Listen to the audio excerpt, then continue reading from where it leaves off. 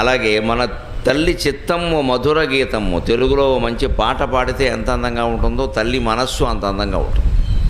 అది మేము చదివినటువంటి రోజుల్లో ఆ తరగతుల్లో ముందు ఆ పుస్తకం కంఠస్థం చేయించేవారు. అమ్మ, ఆవు, ఇల్లు, ఈశ్వరుడు అని మొదలుపెట్టి వరుసగా పుస్తకం అంతా కంఠస్థం చేయించేవారు. పాఠం అప్పగించుకోవడమే, మాస్టారు ఇలా టిక్కు పెట్టేసి చెప్పి ఇంతవరకు అప్పగించాలి రా అబ్బాయి అనేవారు. రోజుల్లో అదే చదివేవాళ్ళు. తెలుగు పుస్తకం నోటికి రానివాడు ఆ తరగతిలో తప్పినట్టే లెక్క. తెలుగు పుస్తకం మొత్తం అప్పగించాలి. అలాగే పాఠం కంఠస్థం చేయడం. చిన్నపిల్లలకి ధారణా శక్తి చాలా విపరీతంగా ఉంటుంది. మమ్మల్ని ఏదో ధారణ అంటారు, కానీ నిజానికి 10 ఏళ్ల లోపు పిల్లలు సరిగ్గా ధారణ చేయాలని పట్టుబడితే నన్ను మించి ధారణ చేయగలరు, సందేహమే లేదు. మీ పిల్లల్ని అనుమానించకండి, ఏదో చిన్నపిల్లలు. వాళ్ళకి ఆ ధారణా శక్తి చాలా గట్టిగా ఉంటుంది. అందుకే ఆ చిన్నతనంలో పద్యాలు, శ్లోకాలు, ఇంగ్లీష్లో కూడా ఉండేటువంటి స్టాంజాలు వంటివి బాగా కంఠస్థం చేయడం నేర్పాలి. ఎందుకంటే ఆ చిన్న వయస్సులో అవగాహన శక్తి తక్కువ ఉంటుంది, ఈ అధ్యయన శక్తి, కంఠస్థం చేసేటువంటి శక్తి ఎక్కువ ఉంటుంది. విన్నదాన్ని బట్టి గుర్తుపెట్టుకుంటారు వాడు. అందుకని ముఖ్యంగా తల్లి కానీ తండ్రి కానీ పద్యాలు పాడుతూ ఉంటే పైకి దాన్ని వెంటనే పిల్లలు కంఠస్థం చేస్తారు. అలాగ తెలుగు పుస్తకం మొత్తం కంఠస్థం చేయించేవారు. ఆ రకంగా అమ్మ, ఆవు, ఇల్లు, ఈశ్వరుడు అనే మాటలు మొదట కనపడితే మాకు అప్పుడే అర్థమైంది. తర్వాత పెద్దలు చెప్పడం వల్ల ఇవి సామాన్యమైన మాటలు కావు.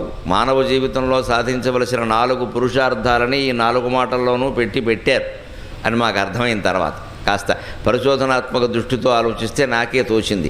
ఊరికే ఎందుకు పెడతారు అవి? అమ్మ అంటే ధర్మం, ధర్మార్థ కామ మోక్షాలు కదా మనం సాధించాల్సినవి. హిందూ ధర్మం ప్రకారం మనిషి ధర్మంగా ఉండాలి, ఆ ధర్మంగానే అర్థం సంపాదించాలి, డబ్బు.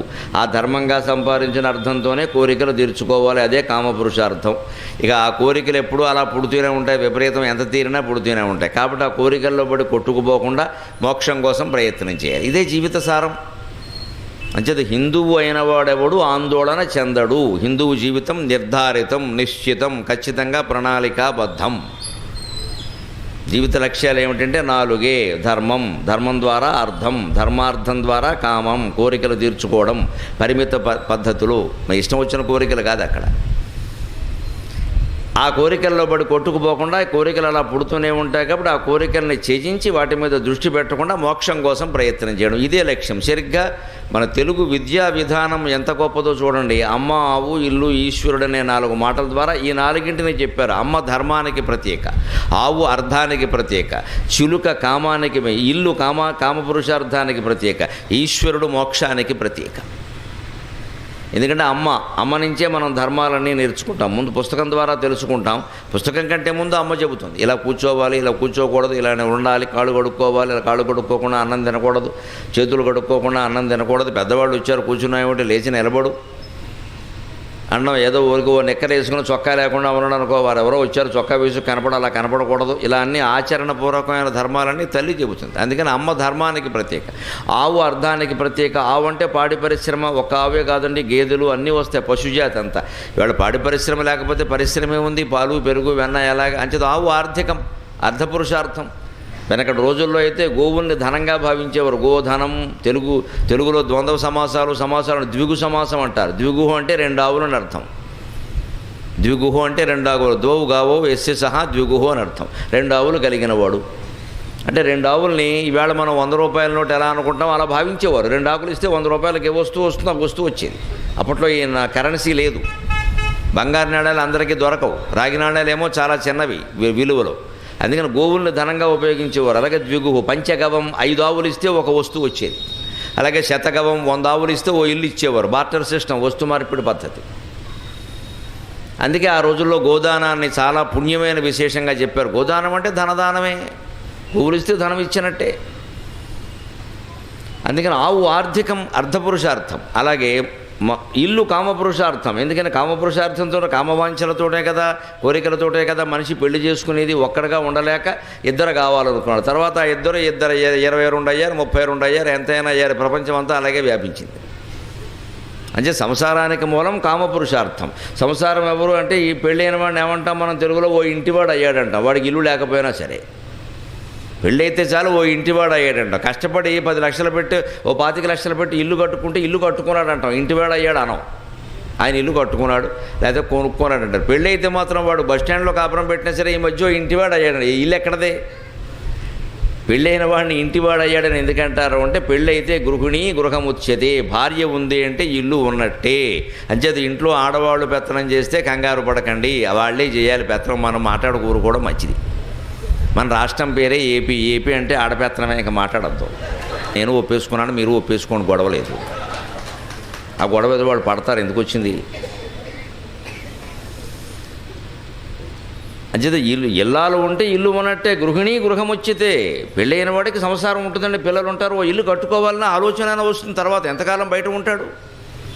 అంచేత ఇల్లు కామపురుషార్థానికి ప్రత్యేక, అమ్మ ధర్మానికి ప్రత్యేక, ఆవు అర్ధపురుషార్థానికి ప్రత్యేక, ఇల్లు కామపురుషార్థానికి ప్రత్యేక, ఈశ్వరుడు మోక్షానికి ప్రత్యేక అని వేరే చెప్పక్కల. ఇది ప్రాచీన కాలంలో తెలుగు విద్యా విధానం. అంటే 1వ తరగతి తెలుగు పుస్తకంలో మొదటి పుటలో జీవిత లక్ష్యాన్ని మొత్తం నిర్దేశించి చెప్పిన ఏకైక భాష తెలుగు భాష, ఏకైక జాతి తెలుగు జాతి. ఇంగ్లీషు సహా, హిందీ సహా, చివరికి సంస్కృతం సహా ప్రపంచంలో ఏ భాషకి ఈ సౌభాగ్యం లేదు. అటువంటి భాషను మనం ఈవేళ కోల్పోతున్నాం. అది మన పిల్లలకు అందడం లేదు. భాష కోల్పోవడం అంటే భగవంతుడిని కోల్పోవడం అండి. అదేదో మాట్లాడడం లేదు, కమ్యూనికేషన్, ఈ పిచ్చి మాటలు చెప్పకూడదండి. భాష కోల్పోవడం అంటే భగవంతుడిని కోల్పోవడమే. ఈ ధర్మార్థ కామ మోక్షాలనే 4 భగవంతుడిని చేరుస్తాయి కదా. మరి అవి తెలుగు పుస్తకంలో 4 మాటల రూపంలో ఉంటాయి. అవి వేళ మనం నేర్పకుండా A for apple, B for bat, C for cat, D for dog, 4 దిక్కుమాలిన మాటలే, ఒక్కదానికి కూడా ఉపయోగం లేదు. ఏ ఫర్ యాపిల్, ఆ ముందు తిండే, చిన్నపిల్లాడికి తిండే, అమ్మక్కలేదా, ఆవక్కలేదా, దేవుడు అక్కలేదా, తిండే దున్నపోతులాగా. నీ తిండి నువ్వు తిని, నీ బతుకు నువ్వు బతుకు. పోనీ తర్వాత ఏమైనా మంచి పదం ఉందా, బీ ఫర్ బ్యాట్, నీకు చదువు అక్కల్లా, 4 ఇటక మొక్కలు చూసుకో, తాటికమ్మ పెట్టుకో, బయటికి వెళ్ళి కొట్టుకో, క్రికెట్ ఆడుకో. నీకు విరాట్ కోహ్లీ ఆదర్శం, ఇంకోడెవడో ఆదర్శం, సరస్వతీదేవి అక్కర్లే. ముందు తిండి, తర్వాత ఆట. చదువు ఎందుకు వస్తున్నాడు వాడికి? వాడు తింటున్నాడు, ఆడుకుంటున్నాడు. కొన్ని తర్వాత ఏమైనా మంచి మాటలు ఉన్నాయా? C for cat, D for dog, 2 దిక్కుమాలిన జంతువులే. ఒకటి పిల్లి, ఒకటి కుక్క. పిల్లి ఏమో కపటత్వానికి చిహ్నం, కుక్క బానిసత్వానికి చిహ్నం. ఏదో మొట్టమొదటి పిల్లాడు తరగతిలోకి రాగానే బానిసత్వం, కపటత్వం నేర్పిన తర్వాత సింహాలు, పురులు జాతిలో ఎలా తయారవుతాయండి? మన అజ్ఞానం తప్ప. పిల్లలకి నేర్పేదే అది. వాడు ఆ కుక్కని పిల్లని ఆదర్శంగా తీసుకుని అలాగే బతుకుతున్నాడు. పిల్ల ఏం చేస్తుంది? మన దాన్ని మనం ఉంటే అది మేవని కూడా అనుకుని నెమ్మదిగా వచ్చి మొత్తం తీసి పాలు దాకా వెళ్ళిపోతుంది. అలాగే మొత్తం దోచేసుకుంటాడు ప్రపంచాన్ని, తెలియకుండా మొత్తం. నెమ్మదిగా ముందు చేరి మీరు 5,000 కట్టండి, మీకు అందులో 3,000 మీకే ఇస్తామన్నాం, 2,000 తర్వాత బహుమతి రూపంలో ఇస్తామన్నాం. ఇలా మొత్తం మీరు 10 మందిని చేర్పించండి అన్నాం, 10 మంది మళ్ళీ 10 మందిని చేర్పించండి అన్నాం. మొత్తం ఇలాగ 1,700 కోట్లు పోగైన తర్వాత మొత్తం లండన్ వెళ్ళిపోవడం, గొడవలేదు. ఇంకా ఇదంతా పిల్లి ప్రవృత్తి, పిల్లల ప్రవృత్తి కాదు, పిల్లి ప్రవృత్తి.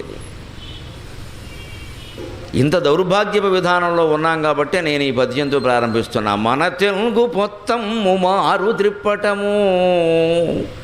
మనం మర్చిపోయినటువంటి ఆ తెలుగు పుస్తకాన్ని ఓసారి మళ్ళీ తిరగేస్తే మన జాతి ఏమిటో, మన నీతి ఏమిటో, మన ధర్మం ఏమిటో, మన రీతి ఏమిటో తెలుస్తుంది.